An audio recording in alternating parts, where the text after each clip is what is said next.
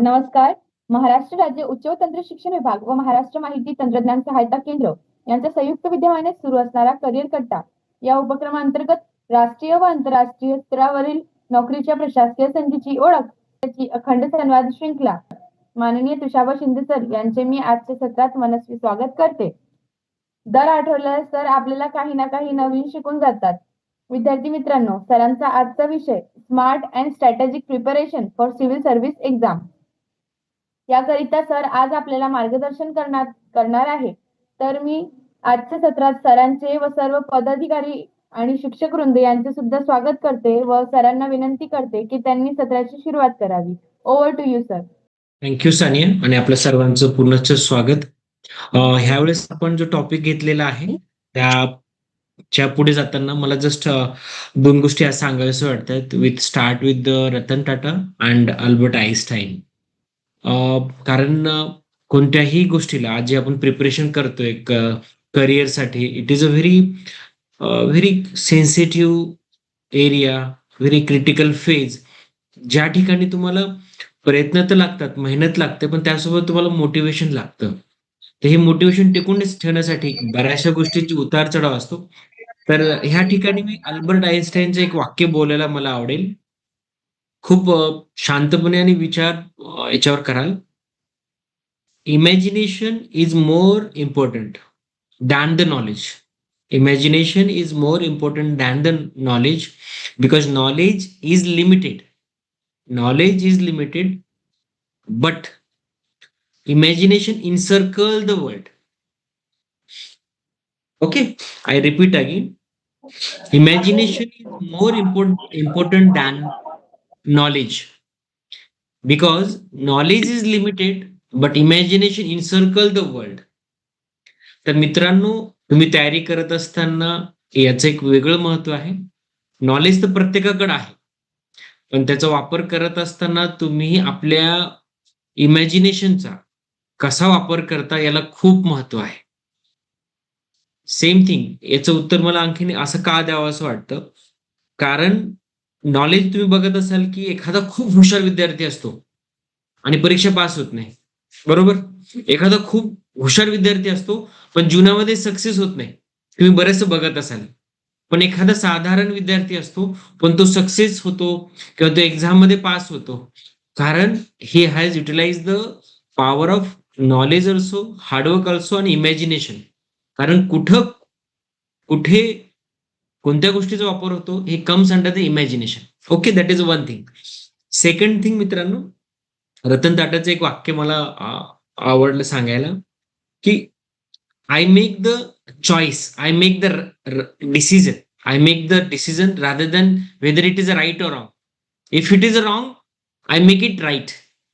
तर मित्रांनो, तुमच्या प्रिपरेशनचा काळ असो, तुमचा कुठलाही काळ असो, हे वाक्य खूप महत्वाचं. हे काय म्हणतं, मी डिसिजन घेतो, काही असं ना, मी डिसिजन घेतो, whether it is right or wrong. Decision घेणं महत्वाचं आहे, कारण त्या याच्यामध्ये वेळ जाऊ नये म्हणून. आणि एखाद्या वेळेस माझा डिसिजन चुकला तर मी त्याला राईट करतो. खूप सुंदर वाक्य.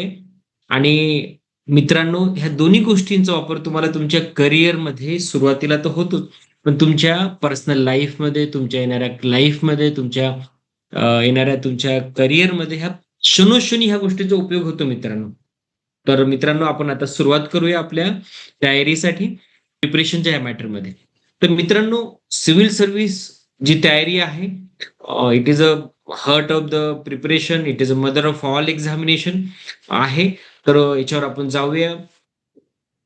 मित्रांनो, ह्या परीक्षेमध्ये काय काय कुठे एक्झाम होते, काय काय सर्व्हिसेस आहे ते तुम्हाला माहित आहे. आता ज्या ठिकाणी माहिती नाही त्याचा मी पूर्ण प्रयत्न करतो मित्रांनो.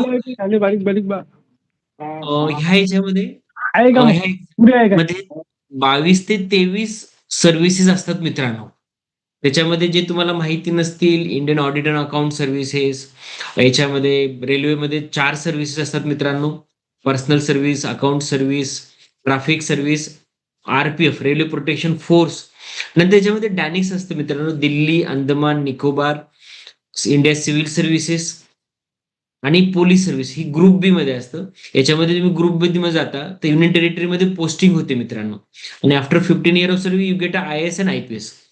ह्यासोबत तुम्हाला इंडियन ऑर्डिनन्स सर्व्हिसेस असतात, Indian defence account service, Indian defence state service. याला IDS म्हणतो. IDS मध्ये काय असतं मित्रांनो, ह्या ठिकाणी तुम्हीही जे कंटेनमेंट तुम्ही ऐकत असाल, आर्मी एरियामध्ये जे म्युन्सिपल एरियाज असतात त्याला जे हेड करतात, that is the officer of the Indian defence state service.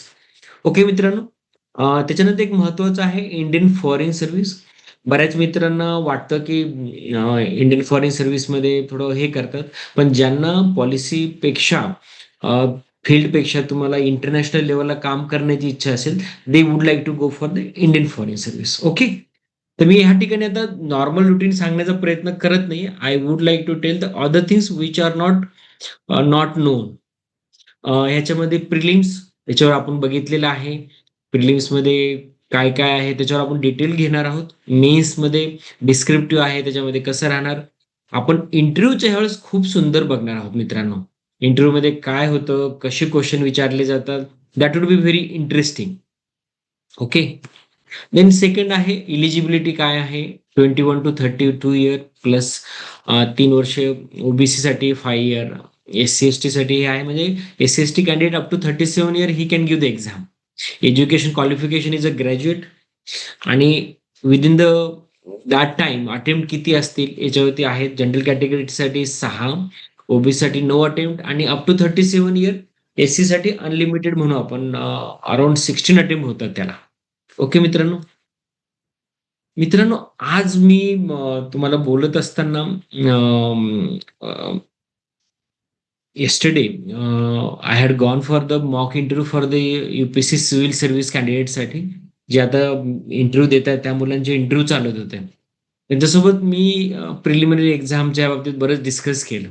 बऱ्याचशा छान गोष्टी याच्यामध्ये कळल्या आणि त्याच्यामध्ये त्यांचे प्रॅक्टिकल अनुभव सुद्धा ऐकायला भेटले.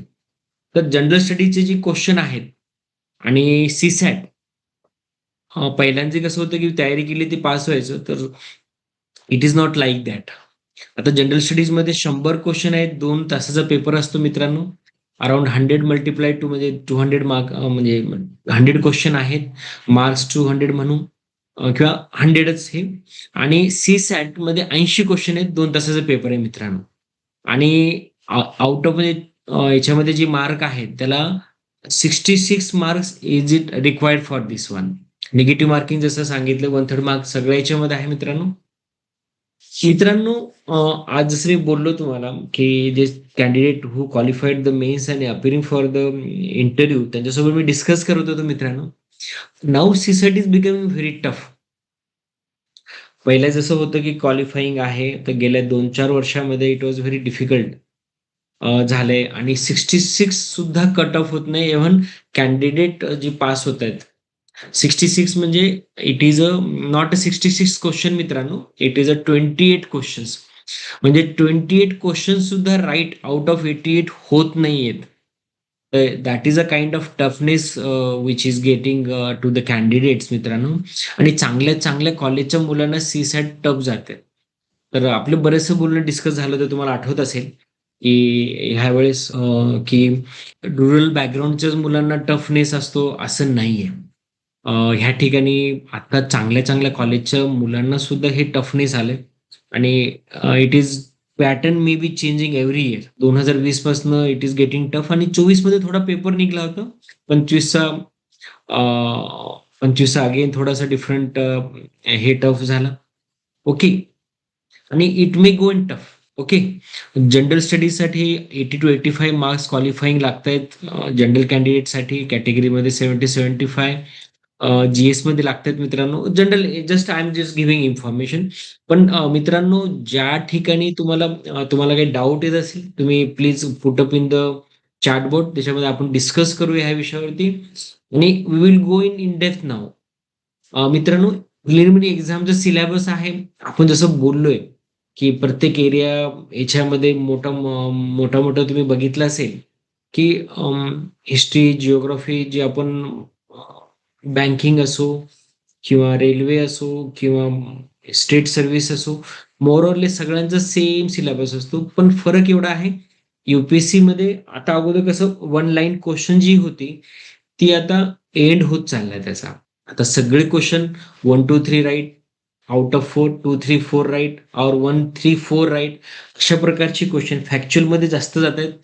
त्याची हार्डनेस ही वाढत चालली मित्रांनो. आणि मुद्दा आहे की असं नाही की इट इज महत्वाचा हा एरिया आहे की तुम्हाला मेहनत आणखी जास्ती करावी लागतात, बस that is a only difference. पण आठवत असेल तुम्हाला सी ची तयारी करत असताना 33 मार्क्स क्वालिफाय मध्ये 66 मार्क लागत आहेत. तर ह्याविषयी तुम्हाला बोलत असताना आठवत असेल की जीआरईची तयारी करत होतो आपण. जीआरईची तयारी करत असताना मी तुम्हाला बोललो होतो की एक तयारी करत असताना प्लॅन बी असो, प्लॅन सी असो, there are the many things की आपण एकमेकाला कॉम्प्लिमेंट करू शकतो तयारी. मला काही वेळेस असं वाटायचं की सीसॅट हे युपीएससीचं सोपं आहे, पण तसं वाटलं नाही मित्रांनो. आज जेव्हा मी मित्रांना बरेचसे डिस्कस करत होतो, तर they also feel frustrated somewhere. एक कॅन्डिडेट असं होतं ज्याने अगोदर 2 वेळेस इंटरव्ह्यू दिला होता. त्याचं एक नेक्स्ट थर्ड अटेम्प्टला प्रिलिम्स निघाला नव्हता आणि सीसॅट मध्ये तो क्वालिफाय झाला नव्हता. तर that is a kind of thing, but nothing worry. महत्वाचा मुद्दा आहे की आपली जी प्रिपरेशन असते ती कंटिन्यू एका लाईनला चालत नाही, ती खाली वर जाते, कधी खाली जाते, आणि it happens with every one मित्रांनो. त्यामुळे that is not a issue. महत्वाचं आहे की you should not lose your focus on your goal, it must go on right way. Okay. Reasoning syllabus includes आहे अनलिटिक रिझनिंग मध्ये. Data याच्यावर आपण बोललोय अगोदर आणि नंतरही बोलू याच्यावर. नंतर सिलेबसमध्ये सीसॅट मध्ये बघत असाल analytical reasoning, logical reasoning, data interpretation, English.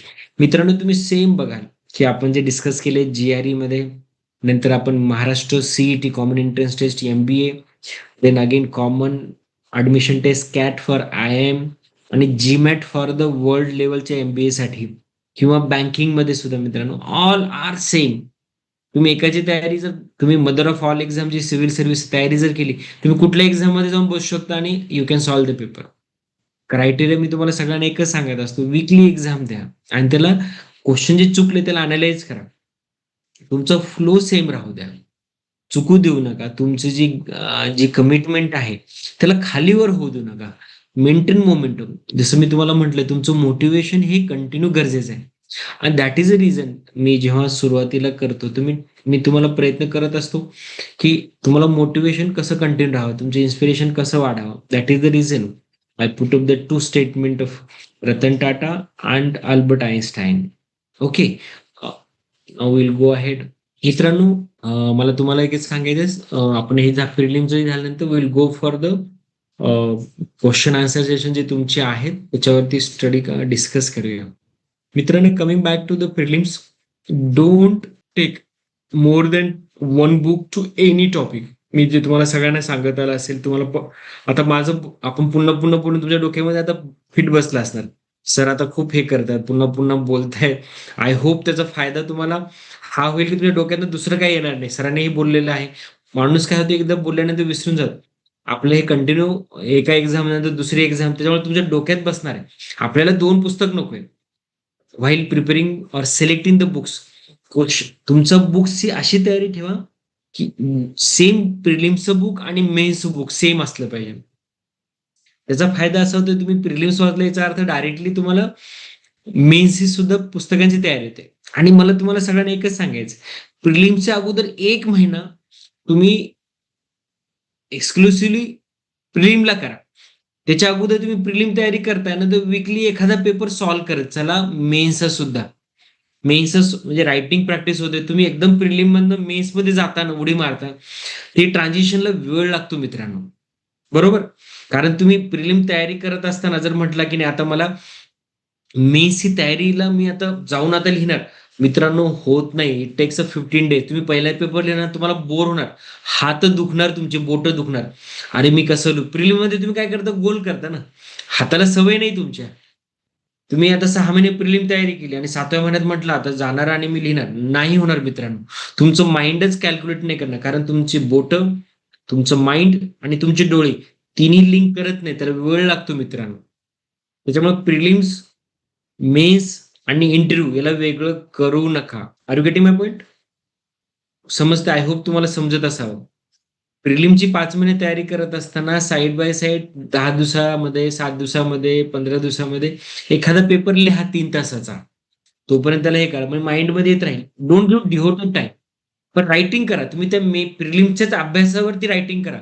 एक एसेचा पेपर सॉल्व्ह करा. मेन्सचा काही सॉल्व्ह करा.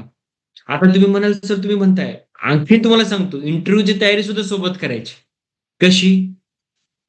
इंटरव्ह्यूची तयारी करत असताना त्या इंटरव्ह्यूला काय लागतं? तुम्हाला मॉकची परीक्षा द्याल, मॉक इंटरव्ह्यूसाठी जायचं. कोणी म्हटलं बस, आपण बसलो, विचार. इंटरव्ह्यू काही नसतं. तुम्हाला बोलताना तुमच्या जिभेचा, डोळ्यांचा आणि माइंडचा एक संगम झाला पाहिजे किंवा माइंड आणि तुमच्या जिभेचा बोलताय तुम्ही याची लिंक लागली पाहिजे. जसं मी तुम्हाला बोलतोय, तर मी आता काय बोलणार हे माझ्या माइंडला कळतंय आणि माझं माइंड जे सांगते मी ते तुम्हाला बोलतोय. ही गोष्ट इंटरव्ह्यू असते. जे मी तुम्हाला बोलतोय हा सुद्धा माझा इंटरव्ह्यू तुम्हाला आहे ना. मी तुम्हाला बोलतोय आता सर डॉक्टर तुषार शिंदे चांगले बोलतात का? तुम्ही काय सांगणार? ओके, ठीक, नाही असंच आहे. कळतंय? म्हणजे एका परीने तुम्ही मला जज करताय की नाही? The way I am talking in front of you, it is also my interview in front of you. Okay. त्याच्यामुळं हे सुद्धा कम्युनिकेशन स्किल आहे. हे सुद्धा इंटरव्ह्यू आहे. तर प्रिलिम्स, मेन्स आणि इंटरव्ह्यू तिघांना वेगळं करू नका. प्लीज. ओके. हात जोडतो. आता काम सांगतो. आता फॉर एक्झाम्पल प्रिलिमला 5 महिने गेले, मग 4 महिने तुम्ही मेन्सला दिले आणि त्याच्यानंतर 4 महिने तुम्ही इंटरव्ह्यूसाठी दिले. मित्रांनो 4 महिने झाल्यानंतर डायरेक्ट महिनाभरात तुमची प्रिलिम्स असते. मग तुमचा वेळ तुमचं इंटरव्ह्यू मध्ये झाला आहे किंवा नाही किंवा लो रँक आहे, तुम्हाला एक्झाम तर पुन्हा द्यायची. तर तुम्हाला सोबत कंटिन्यू तयारीतच राहावं लागतं. माझे आता मी मेन्स दिली, आता मला पुन्हा एक्झाम द्यायची प्रिलिम्सची. तर I was not preparing only for the interview during last 3-4 month. Are you getting? That time I have to prepare prelims also. फरक एवढा आहे, you will focus more on the interview last 1 month. पण तुम्हाला प्रिलिमचा अभ्यास करायचा आहे. Same time interview म्हणजे काय? इंटरव्ह्यू म्हणजे you are able to communicate what you have a knowledge in front of the interview board in analytical manner. आता for example तुम्ही मला एखाद्या विद्यार्थ्याने विचारला, सर हे मेडिवल इंडियामध्ये सतीशचंद्राने काय बोललाय आणि मॉडर्न इंडिया याच्यामध्ये काय वेगळं सांगितलंय? तर मला उत्तर द्यावं लागणार. माझ्याकडे नॉलेज आहे, पण मला सांगता येतं की नाही, it is not depend upon the knowledge, it is depend upon the skill of talking to you. It is depend upon the my experience. While मी अगोदर किती लोकांना शिकवलंय, किती लोकांना बोललोय. एखादा व्यक्ती टीचर आहे, गृहीत धरा, किंवा प्रोफेसर आहे, त्यांच्याकडे नॉलेज तर सेम आहे, फक्त ते विद्यार्थ्यासमोर कसं बोलतात हे त्यांच्या अगोदरच्या एक्सपिरियन्स वरती. He deal with the student, he deal in the class. Are you getting my point? तो कमिंग टू द पॉइंट मित्रांनो, प्रिलिम असो, मेन्स असो, इंटरव्ह्यू असो, सगळ्याचं कंबाईन स्टडी करण्याचा प्रयत्न करा. Focus 80 to 90% on the prelims तयारी करताना त्याच्यावर करा. 10-12% इंटरव्ह्यू आणि मेन्स करा. मेन्स करत असताना तुम्हाला प्रिलिम करायची गरज नाही, कारण सगळं सेम आहे. पण प्रिलिम्स करत असताना इंटरव्ह्यूची तयारी सुद्धा सोबत सोबत करायची. याचा अर्थ असा नाही की तुम्ही 100% मेन्स करताय तर तुम्हाला 50% नाही. 100% करत असताना 99 म्हणजे 90 ते 95% मेन्स करा. 4-5% तुम्ही इंटरव्ह्यूला जाताय, बोलताय किंवा हे करताय, थोडा थोडा प्रयत्न करत चला. You will get a rich dividend, rich output by this way. तुम्ही एक एक करायला गेलात मित्रांनो, तुम्हाला त्रास होईल. It is my personal experience. तर मित्रांनो, coming to the prelim book list, मी तुम्ही बघितलं असेल, मी तुम्हाला सांगताना असं नाही की मी तुम्हाला म्हणतोय, मी पुस्तके तुम्हाला एकच देतोय. एनसीईआरटीचे फंडामेंटल बुक 6वी ते 12वी.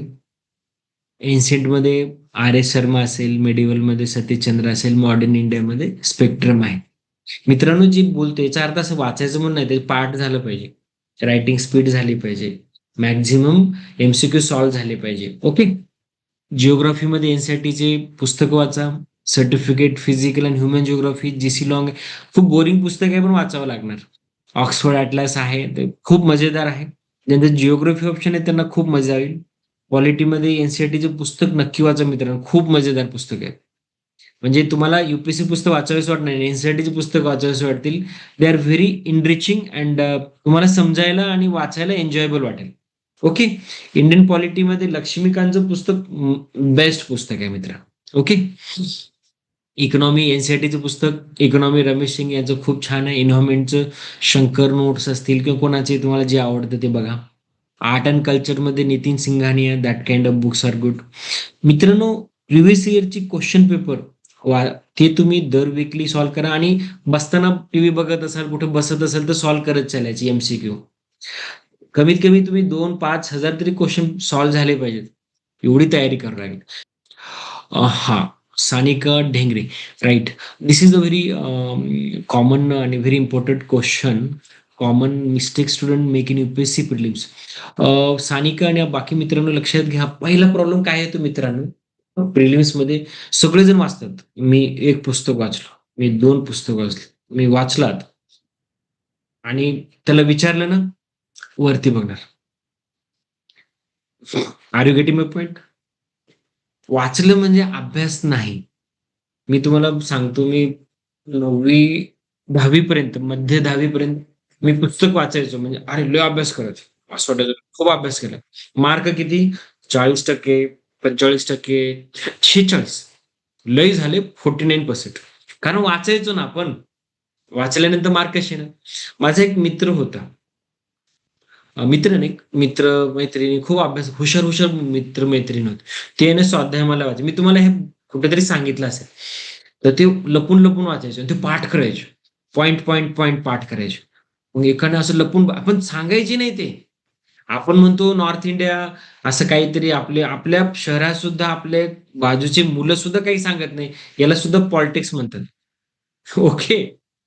तर ती 10वीला आपल्याला काय कळतं, कोणी सांगत नाही, पण ते लपून लपून वाचायचे. मग मला कळलं की ते पाठ करतात. मग मी पाठ केले. तर मला 10वीला 72% पडले मित्रांनो. आणि मग मी आणखीन एकाला भेटलो 11वी-12वीला.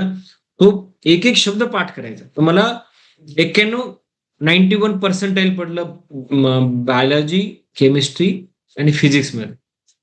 तर strategy is important. Are you getting?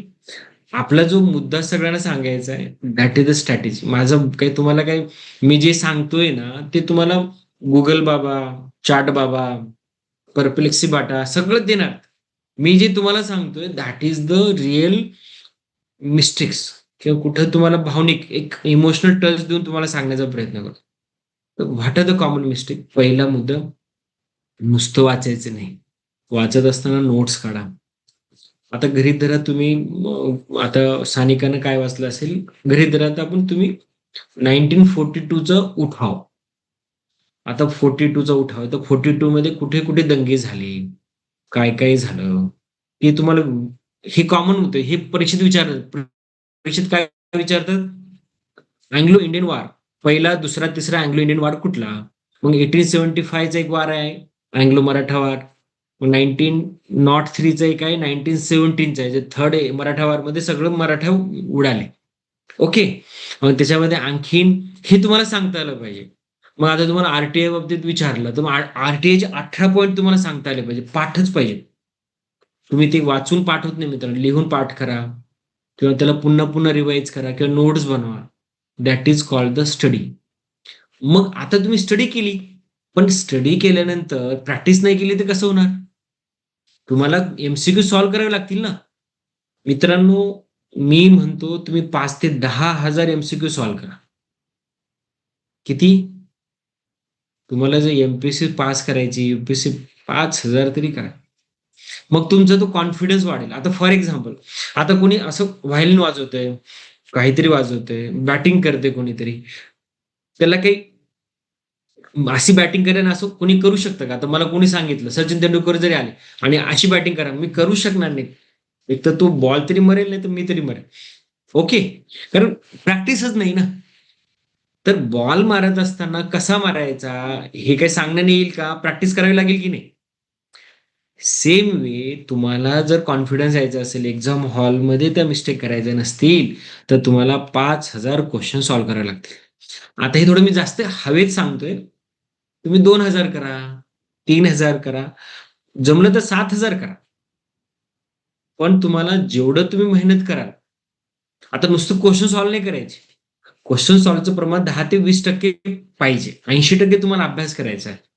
अभ्यास करत करत करा. एखादा क्वेश्चन आला, तुम्हाला कळलं, अरे हे क्वेश्चन मी सॉल्व्ह केला होता आणि सॉल्व्ह केला तो आला नाही तुम्हाला, पण तो क्वेश्चन जेव्हा तुम्ही बघाल की हा क्वेश्चन आला, तर तुम्हाला जास्त लक्षात येईल की मी आता अभ्यास कोणत्या पद्धतीने करावा लागेल. Are you getting my point? That is the point while doing the preparation for the prelims. पुस्तक वाचून कमी वाचा, 10 वेळेस वाचा, 15 वेळेस वाचा. त्याच्यानंतर सेकंड स्टेजमध्ये नोट्स बनवा. त्याच्यानंतरच्या स्टेजमध्ये पाठ करा. त्याच्यानंतरच्या स्टेजमध्ये मॅक्झिमम सॉल्व्ह करा. आपण आता पुढच्या क्वेश्चनकडे जाऊया. Sanika, what is the most efficient way to integrate GS and optional subject preparation? Very important question. पहिला क्वेश्चन सानियाचं उत्तर देतो. इंटिग्रेट जीएस आणि ऑप्शनल. हा क्वेश्चन खूप सुंदर आहे, पण लोकांचं डोकं चालत नाही. याच्यासाठी क्वेश्चनचं उत्तर, जो ऑप्शनल आहे तो आपल्या जीएसचा पेपरचा एक पार्ट असावा. आपला ऑप्शनल हिस्ट्री पाहिजे, नाहीतर जिओग्राफी पाहिजे, नाहीतर पब्लिक ऍडमिनिस्ट्रेशन पाहिजे, नाहीतर इंटरनॅशनल स्टडीज पाहिजे.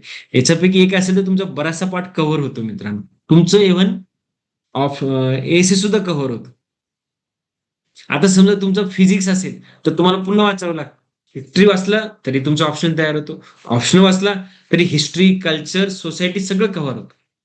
म्हणून सानिकाने जो प्रश्न विचारला, दॅट इज द लवली, म्हणतात ना त्याला, असं खूप सुंदर मेक आहे, मेक, की डोकं कसं वापरायचं. शहाणा काय करतो, कोणी एखादं असतं ते फिजिक्स घेताना जीवनभर घासत राहत. ओके, एक स्मार्ट काय होतं. आता तुम्हाला माझं एक उदाहरण देतो. You will understand. कारण माझं माझं मेडिकल सायन्स होतं. तर मी मेडिकल सायन्सचा अभ्यास केला. 5 वर्ष अभ्यास केला. एकदम एकदम आपलं मुंबईमध्ये सियाक इन्स्टिट्यूट आहे, state institute of administrative career. तिथून माझं कॉलेज 10 किलोमीटरला. तर मी आपलं काही झालं की आपलं उड्या मारत जायचो तिथे. मग सगळे सिनियर लोक बघायचो. आता जेवढे काही तुम्ही सेक्रेटरी, सीएमचे सेक्रेटरी सर, किंवा सॉरी, जसे मोठमोठे सेक्रेटरी, मोठमोठे काही काही, ती सगळे लोक तेव्हा तिथं असायचे. ओके, मी आपलं आपलं फिरत जायचो. ओके, गेलो आपण. तर तिथे डॉक्टर होते सिनियर. आता एक डॉक्टर, तेच डॉक्टर, आता मी नाव घेत नाही, पंजाबला हायर ऑफिशियल आहेत. ओके, आणि ते एमबीबीएस एमडी होते. तर मी गेलो, मग म्हटलं, मग म्हणे काय, कुठला ऑप्शन. मी आपला नवीन होतो. म्हणे काय घेणार. म्हटलं सर मेडिकल सायन्स घेणार. अरे येडा का खुळा म्हणे तू. म्हणे आम्ही मेडिकल करून, एमडी करून आम्ही घेत नाही, आमचं काहीतरी दुसरं ऑप्शन आहे.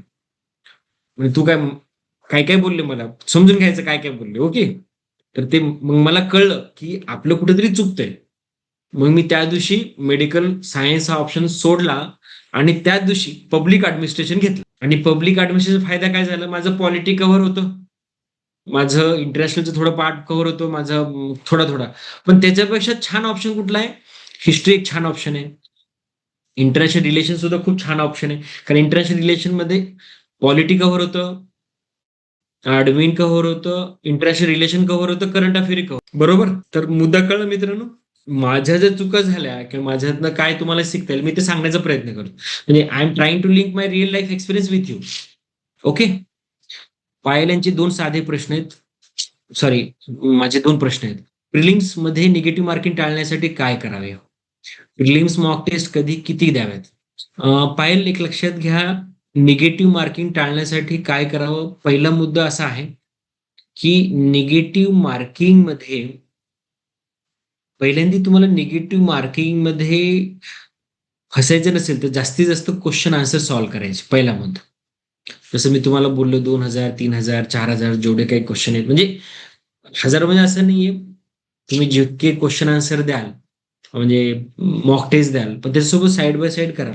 तर काय होतं, तुम्हाला क्वेश्चन आन्सर मध्ये कसं सॉल्व्ह करायचं ह्याची एक ॲबिलिटी येते. You get in command over how to solve the question answer. पहिला मुद्दा. दुसरी गोष्ट, कुठं चान्स घ्यायचा आणि कुठं चान्स घ्यायचा नाही हे प्रॅक्टिसनं कळतं. ओके, थर्ड गोष्ट, आता तुम्ही म्हणाल की मला तर तुम्ही नुसतं हवेत सांगताय, राईट आन्सर सांगा. तर राईट आन्सर कसं असतं की चारपैकी जर 3 पॉइंट कळले, की हे 3 पॉइंट मला माहित आहेत, एक माहित नाही, then you can take a call. तरी 50% चान्सेस आहे तुम्ही आन्सर चुकणार. पण तुम्ही 10 क्वेश्चन सॉल्व्ह केले, ज्याच्यामध्ये 3 पॉइंट, 4 पैकी 3 पॉइंट तुम्हाला माहित आहे, तरी तुमचे 5 क्वेश्चन चुकणार मित्रांनो. किंवा 4 तरी चुकतील, पण मी गॅरंटी सांगतो 6च्या वर तुमचे बरोबर येणार नाही.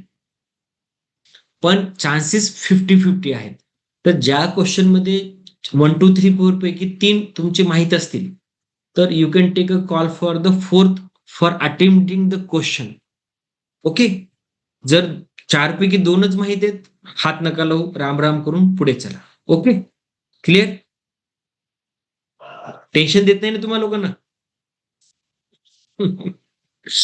सेकंड, प्रिलिम्स मॉक टेस्ट कधी आणि किती द्या मित्रांनो? ज्या दिवशी तुम्ही सुरुवात करणार तयारीला, त्या दिवशी पहिलं मॉक टेस्ट द्या. सीसॅटचे मॉक टेस्ट द्या आणि स्वतःची तुमची ही सुद्धा टेस्ट द्या, जेणेकरून तुम्ही स्वतःला ज्या दिवशी सुरुवात केली त्यावेळेस तुम्हाला किती मार्क होते आणि नंतर इम्प्रुव्हमेंट होताना किती किती चाललंय हे तुम्हाला कळायला पाहिजे. बरोबर? त्यामुळे ज्या दिवशी तुम्ही सुरुवात कराल तयारीला, प्लीज मॉक द्या आणि तुम्हाला त्यानुसार तुमची लेवल, लायकी, कॅपेबिलिटी जे काही शब्द तुमच्याकडे आहे ते वापरू शकता. Okay. Now coming to the point, द्या आणि दर वीकली सॉल्व्ह करत चला. आणि जे क्वेश्चन चुकले, आता बऱ्याचशा लोकांना म्हणतात तुम्ही एवढे मॉक टेस्ट काय करणार? मित्रांनो, त्या मॉक टेस्ट दिल्यानंतर 2 गोष्टी तुम्ही होतात, ज्या सिली मिस्टेक, नॉर्मली आता घरी धरा मी आहे आणि तुम्ही आहात. जो व्यक्ती अनुभवी असतो ना, ते एक्झाम हॉलमध्ये सगळे चुका करतात. एक्झाम हॉलमध्ये जो एक्सपर्ट असतो, ज्याने 4,000, 5,000, तो 3 क्वेश्चन, 4 क्वेश्चन चुकवणार येत असताना सुद्धा, because of the exam pressure. Okay, okay, clear? बरोबर. ज्याला कळते त्याने येस करत चला चॅटबॉट मध्ये, मला कळेल, मी मी पाष्कळ बडबड करत नाही. Okay, okay. सेकंड पॉइंट, जो व्यक्ती अनुभवी नाहीये, तो एक्झाम हॉलमध्ये 15 ते 18 क्वेश्चन चुका करणार. मग मला सांगा, त्याला जरी तुला नॉलेज असेल तरी तो उडणार की नाही? बरोबर. तर ह्या याच्यामध्ये आपल्याला मॉक टेस्टचा फायदा असा होतो, की तुमचं जे प्रेशर खाली तुम्ही एक्झाम देता, तुमच्या सिल्ली मिस्टेक कमी होत जातात. त्या दिवशी मग तुम्ही जेव्हा तयारी केल्यानंतर, मी आज किती सिल्ली मिस्टेक केल्या हे तुम्हाला कळलं पाहिजे, पहिला मुद्दा. आणि दुसरी गोष्ट, तुम्ही जेव्हा क्वेश्चन चुकले, गृहीत धरा आता तुमचे 100 पैकी 50 क्वेश्चन चुकले, तर ते 50 क्वेश्चन तिथं जाऊन एक-एक टॉपिक तो कव्हर करा. आणि तो टॉपिक नुसतं वाचायचा नाही, पाठच करायचा. हे जर केलं ना मित्रांनो, तुम्हाला 2 वर्षात यूपीएससी काढायला कोणी रोखू शकत नाही. आता जर, पण ते कसं होतं, की आपल्याकडे जे असतं त्याचे महत्व नसतं. जसं आता मी तुम्हाला सांगतोय. हे जर गोष्ट तुम्ही लिहून घेतली आणि इमानीद्वारे तुम्ही त्याला फॉलो केलं, तर nobody can stop you from getting a success. कोणीच थांबवू शकेल. याच्यापेक्षा तुम्हाला वाजिरामध्ये याच्यापेक्षा काही मोठं सांगणार नाही. ओके. आणि वाजिरामध्ये हे कोणी सांगणार नाही. तुम्ही कुठल्याही क्लासमध्ये एवढं तुम्हाला प्रेमाने, तुम्हाला असं अनुभव सांगून, एवढं मनातून सांगत, कारण वेळ नाही, त्यांना सिलेबस कव्हर करायचा असतो. आणि आपलं जे टार्गेट आहे, की ह्याद्वारे तुम्हाला सांगायचंय, फॉर एक्झाम्पल काय म्हणतो त्याला, ज्या चुका होतात, त्या फक्त अशाच पद्धतीने तुम्ही त्याला कंट्रोल करू शकता. ओके मित्रांनो. पायल, आय होप सो दोन्ही क्वेश्चन तुमचे क्लिअर झाले असावे. Mihir, during mock test I find answer of quantitative aptitude for CSAT, but solving them cost me eliminate 2-3 question as they require lot of time to calculate. But I am sure with a long question as compared to those 2 question, how should I do and don't in this such situation? पहिला question Mihir लक्षात घ्या. I find answer of quantitative aptitude CSAT, but solving them cost me to eliminate 2-3 questions as they require lot of time to calculate. Mihir, मी तुम्हाला हे सांगत आलोय, CSAT असो, GRE असो, जीमॅट असो, MSCT असो, कॅट असो, you have to do lot of practice. तुमचे ते फॉर्म्युले हे करणं, तुम्ही त्याला सॉल्व्ह करणं, त्याला पुन्हा पुन्हा करणं, याच्याशिवाय, कारण तुमच्याकडे आता मी तुम्हाला दोनदा, तुम्ही मी आता बघा, तुम्ही काय लिहिलं हे मला वाचण्यासाठी दुसऱ्यांदा पुन्हा वाचावं लागेल. तर वेळ गेला ना. एक्झाम हॉलमध्ये तुम्हाला, तुम्ही जेवढं दोनदा वाचाल तेवढं तुम्ही आउट ऑफ मागे जात राहणार. तुम्हाला वेळच नाहीये. यू शुड अंडरस्टँड पहिल्या याच्यामध्ये काय क्वेश्चन होतं, याला कुठलं फॉर्म्युला लागणार, मला काय करायचं, आणि तेवढ्या याच्यात तुमचं झालं पाहिजे. Are you getting my point? तर हा तुम्हाला करावा लागेल. But I am sure with long question compare to question. तर I hope you understood the my things. Practice, there is nothing beyond that. Interview साठी तयारी कधी करावी? पायल, आपण इंटरव्ह्यू साठी आता येणारच आहोत पुढच्या याच्यामध्ये, ज्यावेळेस मग आपण खूप डिटेलमध्ये बोलूया आणि खूप छान होणार. कारण आता माझा फोकस हाच आहे की क्वेश्चन घ्यावेत आणि बोलावेत. तर मी इंटरव्ह्यू साठी पाहिलं, आपण इंटरव्ह्यू मध्ये बोलूया. खूप छान सेशन होईल. युपीएससी सोबत प्लॅन बी असावा, पण तो प्लॅन बी नसावा. म्हणजे मित्रांनो, सगळ्यांना मी सांगतो, तुमचा प्लॅन बी हा नसावाच. पण प्लॅन बी सी का ठेवावा लागतो, तर तो असा ठेवा की जसं आता युपीएससी सोबत नाही झालं तर माझं एम ए एम कॉमला ऍडमिशन, किंवा मी नंतर पुढे नेट सेट, तुम्ही नेट सेटची तयारी केली तरी युपीएससी तयारी होतं, आणि युपीएससी तयारी केली तरी नेट सेट होतं. पण तुम्ही साईड बाय साईड करा, पण टार्गेट शुड बी युपीएससी. पण तुम्ही एम मास्टर्स करा सोबत, कारण तुम्ही हिस्ट्री घेतलं, हिस्ट्रीमध्ये एम ए केलं तर काय अवघड आहे का? नाही. हिस्ट्री युपीएससी केलं, त्यांना नेट सेट पास केलं काय अवघड आहे का? नाही. मी तर म्हणतो पीएचडी सुद्धा करा, काही प्रॉब्लेम नाही. पण फोकस ऑन वन. पण तुमचा टाइम तिथं झिरो जायला पाहिजे मित्रांनो. Okay. Tejaswini, I am preparing for UPSC exam. I have taken the best book. I'm doing proper reading, but I don't know what is the next step. Please tell me, sir. Tejaswini, तुम्हाला काय step पाहिजे ते मी लिहा इथे. I will answer it. मग त्यानुसार मग हे करू. ओके. आकांक्षा, तुम्ही तेजस्विनी इथे लिहा, मग मी त्यानुसार आन्सर देईल. तुम्हाला काय कुठं प्रॉब्लेम येतोय आणि कुठे आहे, त्यानुसार will talk. Akanksha, optional subject म्हणून कोणता सब्जेक्ट निवडावा म्हणजे प्रिपरेशनला सोपं जाईल? आकांक्षा, मी आताच बोललोय की मला असं वाटतं, पहिली गोष्ट तुम्हाला काय आवडतं. जर तुम्हाला जर जिओग्राफी आवडत असेल, तुम्हाला असं आकाशात बघायला आवडत असेल, कुठं कुठं काय फिरते, तर तुम्ही जिओग्राफी घ्या. तुम्हाला हिस्ट्री, म्हणजे तुमच्याकडे ऑप्शन आहे 3-4 गणित आहे: हिस्ट्री, जिओग्राफी, पॉलिटी, इकॉनॉमी आणि इंटरनॅशनल रिलेशन. हे 5 टॉपिक. या 5 मध्ये तुम्हाला काय आवडतं? जसं मी सांगितलं, तुम्हाला जिओग्राफी आवडतं, किंवा तुम्हाला असं आवडतं, तुम्हाला हिस्ट्री, मला खूप हिस्ट्री आवडते, कारण मला ते जुनं नॉलेज घ्यायला हे खूप आवडतं.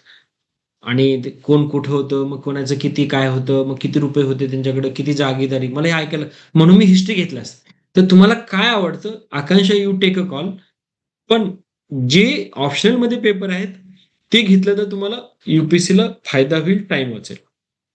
Mihir, if any student is good in the economy, so he may take optional economics. Economy highest weighted subject in exam. Mihir, economics मध्ये तुमचं कन्सेप्ट खूप क्लिअर पाहिजेत, खूप मेहनत पाहिजे, आणि तयारी असेल तरच जायचं, ना तिकडे बघायचं नाही. इकॉनॉमिक्स मध्ये इकॉनॉमेट्रिक्स हे खूप अवघड पार्ट आहे. आणि परंतु if you are ready, you can take. तुम्हाला जर क्वेश्चन पॅटर्न तुम्ही बघा मेन्स मध्ये, पण प्रिलिम्स मध्ये नाकी नाही आणू शकता. मेन्स तुम्ही काढू शकता, प्रिलिम्स मात्र अवघड आहे. कारण इकॉनॉमेट्रिक्स मध्ये तुमचं कन्सेप्टच क्लिअर पाहिजे: game theory, total factor productivity, aggression, eco aggression. म्हणजे मी खूप केलं तरी मला एवढंच आठवतं economics. Macro economics, micro economics, खूप काय. पण if you are knowing it, if you are interest, definitely take. तुम्ही मला सांगा, त्यानुसार I can give a answer it. Sanika, what data indicator should we focus for analytical answer in the mains? Sanika, mains वरती आपण काही क्वेश्चन घेऊ. मला बरं झालं तुम्ही हे केलं. मेन्स मध्ये कुठं कुठं काय काय, याच्यावर एक आता जे उद्या, आता वेळ आपला संपत आलाय वाटतं. मी मेन्स मध्ये कसे आन्सर काय करता येईल त्याच्यावर मी घेईल, आता पुढच्या वेळेस ऍड करेल. दिस इज अ गुड थिंग. म्हणजे ह्या सानिकामुळे मला कळलं अनालिटिकल आन्सर मध्ये काय लिहायचं कुठं. मी ते तुम्हाला खरंच शिकवेल. मी थोडं पुढच्या वेळेस आहे ना, मेन्स मध्ये what to write, please comment on, please critically examine, critically analyse, examine, असे याच्यामध्ये काय काय क्वेश्चनचा आन्सर यायला पाहिजे, आणि त्यांना काय अपेक्षित आहे हे याच्यावर मी पुढच्या मेन्स याच्यावर घेऊया. छान येईल. आणि हे लोक शिकवत नाही, किंवा लोकांना कळत नाही, ते काहीतरी लिहून येतात. कमेंट म्हटलं तर काय यायला पाहिजे याचं त्या आन्सरमध्ये जे आन्सरमध्ये कमेंट क्रिटिकली येतात ना त्याच्यामध्ये एक्झामिनरला अपेक्षित वेगवेगळं असतं. नाही ते काय मूर्ख नाही आहेत त्यांनी क्रिटिकली एक्झामिन लिहायला, क्रिटिकली अनालाइज म्हणायला, ओके, एक्झामिन म्हणायला, कमेंट म्हणायला. प्रत्येकाचा अर्थ वेगळा आहे आणि प्रत्येकाला च्या क्वेश्चनमध्ये वेगवेगळं उत्तर अपेक्षित आहे मित्रांनो. आता हे मला सानिकाच्या याच्यावरनं मला लक्षात आलं. मला आठवण करून द्या कोणी मला, तुम्ही हे ऍड करून ठेवेल.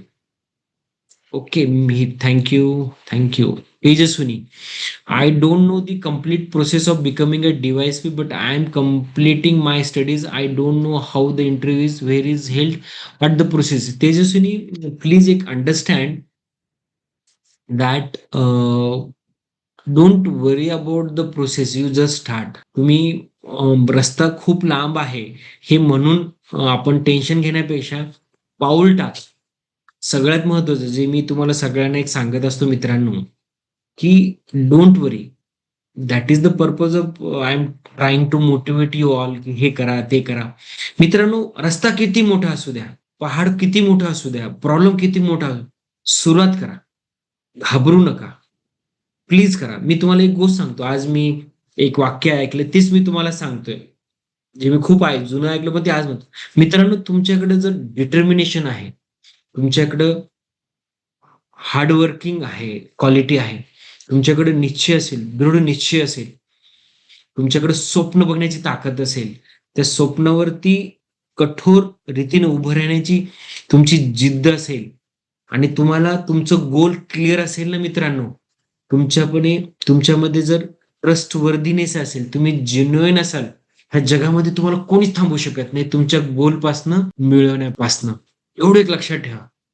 तुमच्याकडे चिकाटी असेल, हार्डवर्किंग असेल, तुम्ही जेन्युइन असाल, स्वप्न बघत असाल, स्वप्नाला पूर्ण करण्याची जिद्द असेल आणि तुमच्याकडे देवाचा आशीर्वाद म्हणजे काय? तुम्ही स्वतःसाठी मेहनत करणं हेच देवाचा आशीर्वाद आहे मित्रांनो. हे जर असेल तर तुम्हाला कोणी थांबवू शकत नाही. हे तुम्हाला मी तर तेजस्विनी, तुम्हाला काही चिंता करू नका. तुम्हाला DYSP व्हायचं माहिती नसेल, तुम्हाला कंप्लीट करायचं माहिती नसेल, फक्त चाला, मेहनत करा, चांगल्या लोकांसोबत राहा, चांगल्या गोष्टी ऐका, करिअर कट्ट्याला फॉलो करा. तुम्ही कशाला पण चांगल्या गोष्टींना फॉलो करा. ओके, तर don't worry Tejaswini, you can go ahead. तुझं very informative session, very useful. Thank you माझं. व तंत्र शिक्षण विभाग व महाराष्ट्र माहिती तंत्रज्ञान सहायता केंद्र यांचं संयुक्त विद्यमाने सुरू असणारा करिअर कट्टा या उपक्रमांतर्गत राष्ट्रीय व आंतरराष्ट्रीय स्तरावरील नोकरीच्या प्रशासकीय संधीची ओळख महाराष्ट्रातील तरुणांना व्हावी यासाठी आयोजित 52 आठवड्याची अखंड संवाद श्रृंखला. त्याकरिता आजचे प्रमुख मार्गदर्शक माननीय श्री तुषार शिंदे सर यांचे मी खूप खूप आभार व्यक्त करते. तसंच Thank you. Thank you so much sir for this wonderful session. आणि आपण असेच 52 आठवडे कनेक्ट राहणार आहोत तुमच्याशी. त्यामुळे सर्व विद्यार्थ्यांना नेहमीच प्रत्येक रविवारच्या आपल्या सेशन विषयी उत्सुकता असते. तर आपण पुढच्या सेशन विषयीची जी उत्सुकता आहे ती तशीच ठेवूया विद्यार्थी मित्रांनो. आणि सरांना पुन्हा विनंती करूया की पुढच्या रविवारीही अशाच उत्तमरित्या आम्हाला मार्गदर्शन करण्यासाठी यावे. आणि ह्याच शब्दांनी आजच्या या सत्राला आपण स्वल्पविराम देऊया आणि पुढच्या रविवारी पुन्हा भेटूया. धन्यवाद सर.